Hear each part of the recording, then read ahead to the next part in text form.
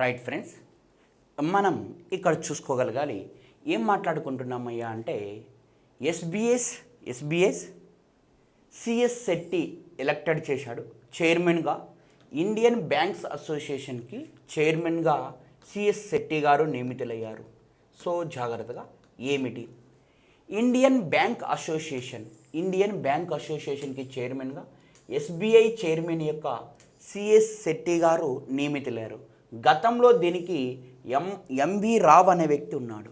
MV రావు స్థానంలో CS Shetty గారు ఇప్పుడు ఇండియన్ బ్యాంక్ అసోసియేషన్కి చైర్పర్సన్గా నియమితులయ్యారు అని చెప్పేసి మాట్లాడుతున్నాం. అయితే ఇండియన్ బ్యాంక్ అసోసియేషన్ 1946 సంవత్సరంలో ఏర్పడింది. సో 1946లో ఏర్పడడం జరిగింది. దీని హెడ్ క్వార్టర్ వచ్చేసి ముంబైలో ఉంది అని చెప్పేసి మాట్లాడుకుంటున్నాం. దీని ముఖ్య ఉద్దేశం ఏమిటి అంటే ఇండియన్ బ్యాంకింగ్ అభివృద్ధి, సమన్వయం, బలోపేతం కోసం ఏర్పడింది. Most important Indian bank association so యొక్క ముఖ్య ఉద్దేశం ఏమిటి అని క్వశ్చన్ అడుగుతుంటాడు. దీని యొక్క ముఖ్య ఉద్దేశం ఏమిటి అనేది క్వశ్చన్ అడుగుతున్నాడు. జాగ్రత్తగా గమనించుకోగలగండి. రైట్ అండి. సో క్లియర్గా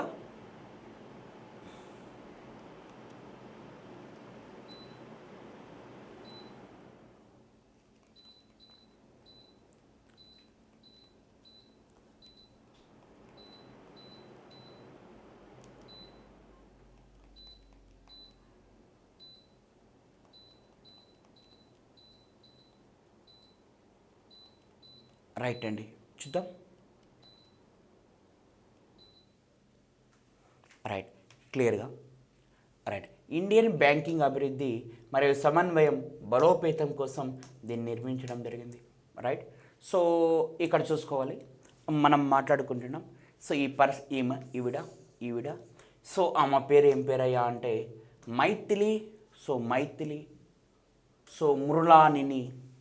మైథిలి మృణాలిని అనే ఆవిడ పాట్నా యూనివర్సిటీకి స్టూడెంట్ యూనియన్కి మొదటి మహిళా అధ్యక్షురాలు కావడం జరిగింది. మైథిలి మృణాలిని అనే ఆవిడ పాట్నా యూనివర్సిటీ స్టూడెంట్ యూనియన్కి మొదటి మహిళా అధ్యక్షురాలు. బీహార్లో అఖిల భారతీయ విద్యార్థి పరిషత్కి సో మనకి ఏవీబీపీ అంటారు. అఖిల భారత విద్యార్థి పరిషత్కి చెందిన మైథిలి మృణాని చరిత్రాత్మక విజయం. పాట్నా యూనివర్సిటీ స్టూడెంట్కి సో మనకి ఈమె సో మొదటి అధ్యక్షురాలుగా నియమితులు కావడం జరిగింది. సో సింపుల్గా జాగ్రత్తగా గమనించుకోగలగండి. ఆవి పేరు PM Modi so visit to RSS Smriti so Mandir so in Nagpur. So RSS యొక్క దానికి సో స్మృతి మందిరంకి వెళ్ళడం. నాగపూర్లో స్మృతి మందిరంలో ప్రధాని మోడీ నివాళి అర్పించారు. సో ఎందుకు అక్కడికి వెళ్ళాడయ్యా అంటే ఆర్ఎస్ఎస్ రాష్ట్రీయ స్వయం సేవక్ సంఘ్ అని చెప్పేసి మనం మాట్లాడుకుంటున్నాం. సో గుర్తుపెట్టుకోవాలి, 1925 సంవత్సరంలో రాష్ట్రీయ స్వయం సేవక్ సంఘ్ అనే దాన్ని ఆర్ఎస్ఎస్ని మోస్ట్ ఇంపార్టెంట్ ఆర్ఎస్ఎస్ ఎప్పుడు ఎస్టాబ్లిష్మెంట్ చేశారు?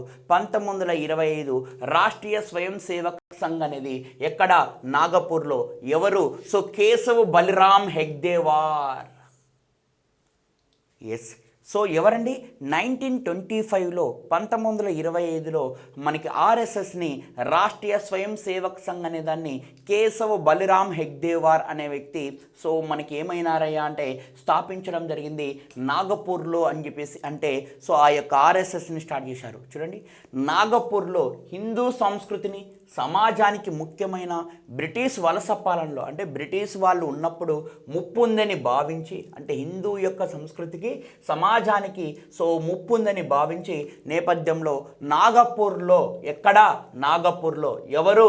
సో రాష్ట్రీయ స్వయం సేవక్ సంఘ్ అనే దాన్ని సో కేశవ్ బలిరామ్ హెగ్దేవార్ స్థాపించడం జరిగింది అని చెప్పేసి మనం మాట్లాడుతున్నాం. అందుకారణంగా అక్కడికి వెళ్ళి ఆయన సమాధి ఉన్నట్లయితే అక్కడ పుష్పాంజలి ఘటించారు. అదేవిధంగా బిఆర్ అంబేద్కర్ను గౌరవించేందుకు దీక్ష భూమికి వెళ్ళాడు. సో అక్కడి నుంచి ఇక్కడ నుంచి ఆర్ఎస్ఎస్ నుంచి వెళ్ళిపోయిన తర్వాత ఆర్ఎస్ఎస్కి సంబంధించిన కేశవ్ బలరాం హెగ్డే యొక్క స్మృతివనంలోకి వెళ్ళిన తర్వాత అక్కడ నుంచి దీక్షభూమికి నాగపూర్లో ఉండే దీక్షభూమికి వెళ్ళాడు. సో గుర్తుపెట్టుకోవాలి, దీక్షభూమి అనేది ఏమిటి అంటే సో గుర్తుపెట్టుకోవాలి, అంబేద్కర్ గారు సో దాదాపుగా సో 4 లక్షల మందితో సో 1956 అక్టోబర్ 14వ తేదీన సో నవయాన బౌద్ధ మతాన్ని స్వీకరించాడు. ఆ ప్రదేశమే ఈ యొక్క గుర్తుపెట్టుకోగలగాలి దీక్షభూమిగా చెప్పుకోవడం జరుగుతుంది. అంబేద్కర్ గారు వెరీ వెరీ ఇంపార్టెంట్. అంబేద్కర్ గారు 4 లక్షల మందితో నవయాన బౌద్ధ మతాన్ని స్వీకరించడం జరిగింది. ఎప్పుడు? 1956 సో అక్టోబర్ 14న.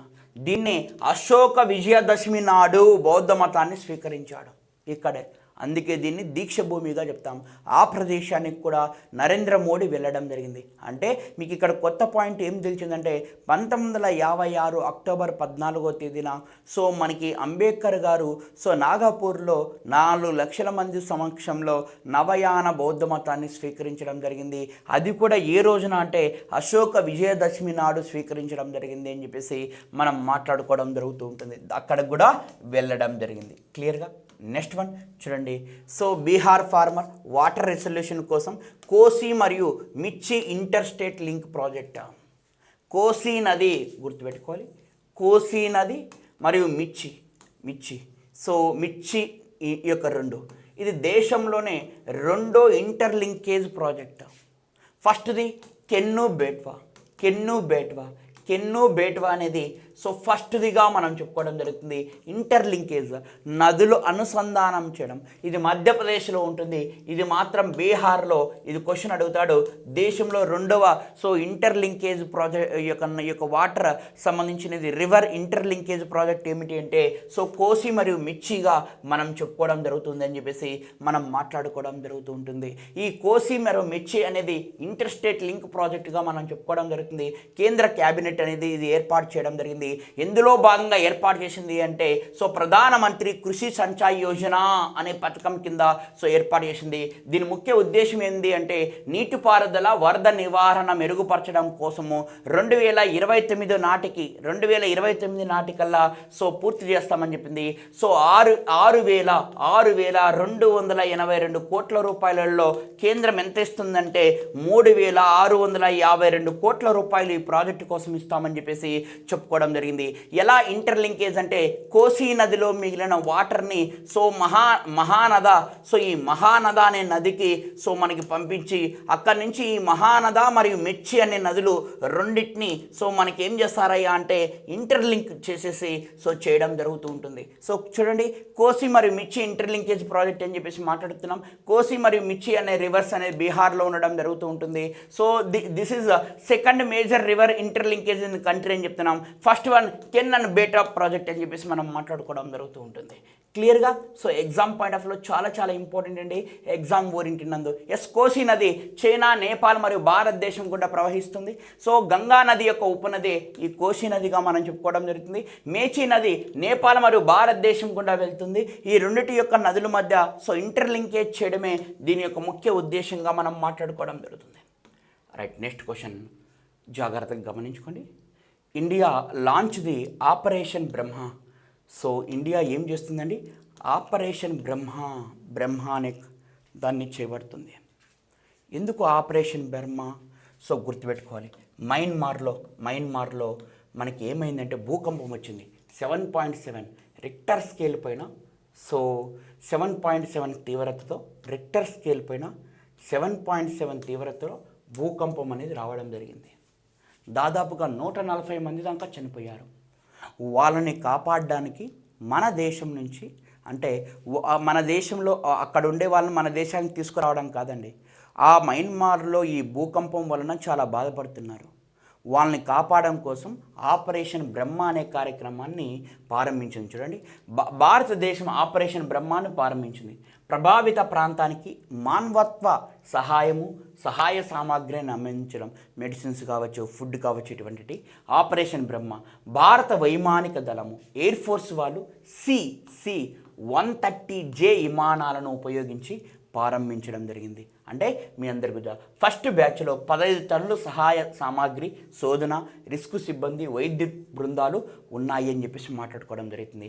15 టన్నుల వరకు వాళ్ళకి కావాల్సిన అన్నీ తీసుకొని పోయారు. సో ఎవరు ఈ యొక్క ఆపరేషన్ బ్రహ్మాని స్టార్ట్ చేసింది? ఎయిర్ ఫోర్స్ వాళ్ళు జాగ్రత్తగా గమనించుకో. సో ఏ విమానాలు ఉపయోగించారు? C-130J అనే విమానాలని ఉపయోగించడం జరిగింది మయన్మార్లో భూకంపం రావడం వలన. ఎస్, సో ఈ యొక్క గుర్తుపెట్టుకోగలగాలి. Next one, so Masaki Kashiwara 2025 Abel prize రావడం జరిగింది. సో గణిత శాస్త్రంలో నోబెల్ ప్రైజ్గా భావించేదే సో ఈ యొక్క మసాకి కాసివారాకి అబిల్ ప్రైజ్ రావడం జరిగింది. ఎవరైతే గణిత శాస్త్రంలో బాగా పోరాడతారో, మంచిగా పరిశోధన చేస్తారో వాళ్ళకు నోబెల్ ప్రైజ్ లాంటిది. అయితే నోబెల్ ప్రైజ్ అనేది గణిత శాస్త్రం లేదు, కానీ గణితంలో నోబెల్ ప్రైజ్గా భావించేది ఏమిటి అంటే ఇదేనండి, మసాకి కాసివారాకి రావడం జరిగింది 2025. రైట్. సో ఏందో చూడండి, గణిత శాస్త్రంలో 2025లో అబిల్ బహుమతి మసాకి కాసివారా గెలుచుకోవడం జరిగింది. రైట్, గుర్తుపెట్టుకోవాలా, ఇతను జపనీస్ గణిత శాస్త్రవేత్త మసాకి కాసావారికి సో రావడం జరిగింది. సో గణితంలో మార్గదర్శక శాస్త్రీయ విజయాన్ని గుర్తిస్తుందని చెప్పేసి మనం మాట్లాడుకోవడం జరుగుతూ ఉంటుంది. సో దాదాపుగా 2002 నుంచి సో మనకి ఎవరిస్తున్నారంటే నార్వేజియన్ పార్లమెంట్ అనేది ఈ అబిల్ ప్రైజ్ని ప్రవేశపెట్టడం జరిగింది అని చెప్పేసి మనం మాట్లాడుతున్నాం. సో నార్వేజియన్ గణిత శాస్త్రవేత్త అయిన నీల్ హెన్రిక్ అబెల్ సో ఆ నార్వేజియన్ యొక్క గణిత శాస్త్రం యొక్క వ్యక్తి సో నీల్ హెన్రీ అబెల్ అనమాట. ఆయన జ్ఞాపకార్థంగా ఇవ్వడం జరుగుతుంది. 2002లో స్టార్ట్ చేస్తే 2023 నుంచి మొదటిసారిగా ప్రదానం చేయబడడం జరిగింది. దీంట్లో 7.5 మిలియన్ క్రోన్స్ అనేటి సో మనకి అమౌంట్ ఇస్తారు. సో సుమారు సో ఇక్కడ చూసుకోవాలి $7,20,000 రూపంలో మనకు రావడం జరుగుతుందని చెప్పేసి.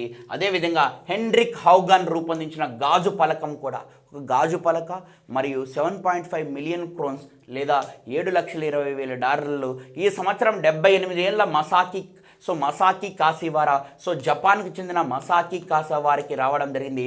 ఎందుకు ఇతనికి వచ్చింది అంటే బీజగణిత విశ్లేషణ మరియు ప్రాతినిధ్య సిద్ధాంతానికి ఈ రెండింటిని బాగా ముఖ్యంగా డిమాడ్యూల్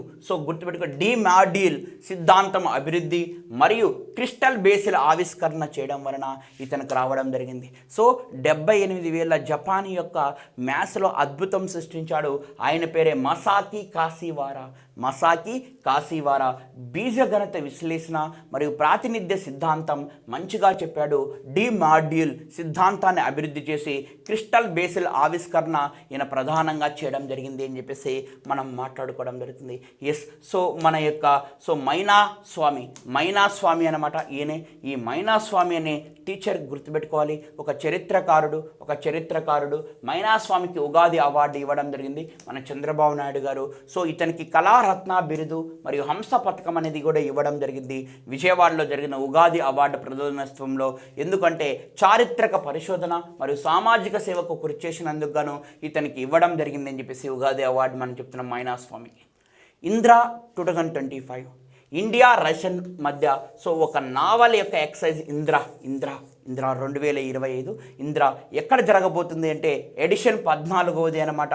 సో మార్చి 28 నుంచి ఏప్రిల్ 2వ తేదీ వరకు చెన్నై, ఈ యొక్క గుర్తుపెట్టుకోవాలి, చెన్నై మరియు బే ఆఫ్ బెంగాల్లో సో ఈ యొక్క నావల్ ఎక్సైజ్ ఇంద్రా అనేది జరగబోతుందని చెప్పేసి మనం అందరం కూడా చెప్పుకోవడం జరుగుతుంది. చూడండి, భారతదేశం రష్యా 14వ ఎడిషన్ సో సముద్ర ద్వైపాక్షిక యొక్క మనకి ఎక్సైజ్ అనమాట ఇంద్రా అనేది. సో ఈ యొక్క రష్యా ఇండియాకి మధ్య జరగబోతుంది, చెన్నై తీరంలో జరగబోతుందని చెప్పేసి మనం మాట్లాడుకోవడం జరుగుతూ ఉంటుంది. Right. So next one, so జాగ్రత్తగా గమనించుకోగలగండి. మోస్ట్ ఇంపార్టెంట్గా మనం చెప్పుకుంటున్నాం భారత వైమానిక దళం ఎయిర్ ఫోర్స్ వాళ్ళు బహుళ దేశ వైమానిక విన్యాసంలో ఇనోయిచోస్ గుర్తుపెట్టుకో, ఇనియోచోస్ అనేది ఇనియోచోస్ 2025 గుర్తుపెట్టుకోవాలా. ద్వైవార్షిక బహుళ జాతి సో ఎయిర్ ఫోర్స్ యొక్క దాని పేరే గుర్తుపెట్టుకుని ఇనియోచోస్ అని చెప్తున్నాం. ఇనియోచోస్ అనేది సో మనకి బహుళ సో దేశాలు పాల్గొంటాయి. ముఖ్యంగా ఇండియన్ ఎయిర్ ఫోర్స్, మరియు అదేవిధంగా హెలెనిక్ ఈ యొక్క మనకి వైమానిక దళం ఎయిర్ ఫోర్స్ గ్రీస్ వాళ్ళు వీళ్ళిద్దరూ నిర్వహిస్తున్నారు. ఎక్కడ నిర్వహిస్తున్నారంటే గ్రీసులోనే ఆండ్రావిడా. సో సుఖోయ్ ఎంకేఐ యుద్ధ విమానాలు పాల్గొనడం జరిగింది అని చెప్పేసి మనం మాట్లాడుకుంటున్నాం. నెక్స్ట్ వన్, 2వ ఖేలో ఇండియా పారా గేమ్స్ అంటే డిజేబుల్ పర్సన్స్ అనమాట. సో ఈ డిజేబుల్ పర్సన్స్ అనేవాళ్ళు పాల్గొంటుంటారు. 2వ ఇండియా పారా గేమ్స్ 2025లో ముగియడం జరిగింది. ఎక్కడ జరిగినాయి? న్యూఢిల్లీలో జరిగినాయి. 3 స్టేడియంలో, Jawaharlal Nehru stadium, indoor stadium, Indira Gandhi stadium మరియు కర్నీ సింగ్ షూటింగ్ రేంజ్లో 3 చోట్ల జరిగినాయి. పారా అంటానే డిజేబుల్ పర్సన్స్కి. ఆ పారా ఈ యొక్క మనకి ఖేలో ఇండియా 2వ ఖేలో ఇండియా పారా గేమ్స్ ఎక్కడ జరిగినాయి? న్యూఢిల్లీలో జరిగినాయి. ఫస్ట్ ప్లేస్ హర్యానా నిలవడం జరిగింది 34 బంగారు పథకాలతో. మరియు Tamil Nadu second place. Third place Uttar Pradesh అని చెప్పేసి మనం మాట్లాడుకోవడం జరుగుతుంది. చూడండి, పట్టికల్లో హర్యానా, తమిళనాడు, ఉత్తరప్రదేశ్ టాప్ 3 దేశాలు, టాప్ 3 మనకి స్టేట్స్ అనమాట. టాప్ 3 స్టేట్స్ 2వ పారా గేమ్స్ అనేటివి జరగడం జరిగింది. 2వ ఖేలో ఇండియా పారా గేమ్స్ న్యూఢిల్లీలో జరగడం జరిగింది. టాప్ మోస్ట్ ఎవరున్నా హర్యానా తర్వాత తమిళనాడు తర్వాత ఉత్తరప్రదేశ్. మొత్తం హర్యానాకి 104 వచ్చాయి. తమిళనాడుకి 74, 64 చూసుకో. 104, 74, 64 సింపుల్గా గుర్తుపెట్టుకోవాలి. గోల్డ్ అయితే 34, 28, 23. ఎస్. గోల్డ్ని బేస్ చేసుకుని ఇవ్వడం జరుగుతుంది. మానవ్ తక్కర్, ఈ Manav Thakkar becomes a first Indian to reach the world table tennis సెమీఫైనల్లో ఫస్ట్గా రీచ్ అయ్యాడు. మన ఇండియా నుంచి వరల్డ్ టేబుల్ టెన్నిస్లో మానవ్ తక్కర్ అనే వ్యక్తి మొట్టమొదటిసారిగా ఈ టేబుల్ టెన్నిస్ పేరు చూడండి. Table tennis world table tennis star కంటైనర్లో ఫైనల్లో 8వ స్థానాన్ని కైవసం చేసుకున్నారు మానవ్ తక్కర్ గారు. అయితే ఈ యొక్క సెమీఫైనల్కి వెళ్ళిన వ్యక్తి మన భారతదేశం నుంచి ఇతనే చెప్పుకోవడం జరుగుతుంది. ఇవి ఫ్రెండ్స్ ఈ యొక్క ఏప్రిల్ 1 యొక్క కరెంట్ అఫైర్స్. రెగ్యులర్గా మీకు ప్రతిరోజు 8 AM కల్లా కరెంట్ అఫైర్స్ అనేవి ప్రతిరోజు అప్డేట్ అవుతూ ఉంటాయి మన హెచ్ఆర్ ఇన్స్టిట్యూట్ అనేది అన్ని కోచింగ్స్ డిఎస్సికి సంబంధించి ఏపీ హైకోర్టుకి సంబంధించి గ్రూప్ 2 లాంగ్ టర్మ్ బ్యాచ్కి సంబంధించి పీసీ కానిస్టేబుల్ మెయిన్స్కి సంబంధించి మరియు గ్రూప్ 1 మెయిన్స్కి సంబంధించి ఇప్పటి నుంచి లాంగ్ టర్మ్ బ్యాచెస్ అనేవి రన్ చేస్తున్నాయి. ఎవరికైతే ఇంట్రెస్ట్ ఉంటుందో యాప్ని డౌన్లోడ్ చేసుకోండి. హెచ్ఆర్ ఇన్స్టిట్యూట్ యాప్ని డౌన్లోడ్ చేసుకోండి. మీ అందరికి కూడా ఈ యొక్క హెచ్ఆర్ ఇన్స్టిట్యూట్ యూట్యూబ్ ఛానల్ కూడా సబ్స్క్రైబ్ చేసుకోండి. ఈ యొక్క లోగోతో మనకు ఉండడం జరుగుతుంది. యూట్యూబ్ ఛానల్ కూడా సబ్స్క్రైబ్ చేసుకోండి. ఎప్పటికప్పుడు అప్డేట్స్ ఇస్తూ ఉంటాం. All the best. నెక్స్ట్ మళ్ళీ క్లాస్లో మళ్ళీ కలుసుకుందాం.